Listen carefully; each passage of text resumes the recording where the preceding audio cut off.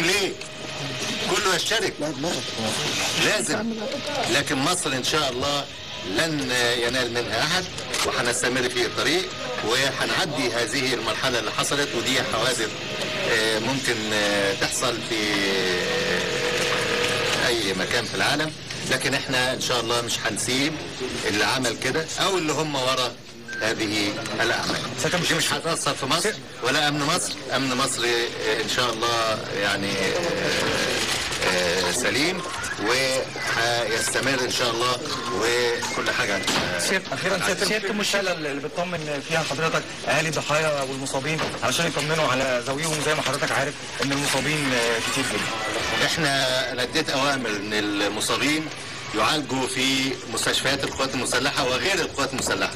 احنا عندنا المستشفيات بتاعتنا كلها مفتوحه ورفعنا درجه استعدادها، وهتتلقى المصابين، ويعني ان شاء الله احنا جاهزين عشان نعمل هذا الكلام.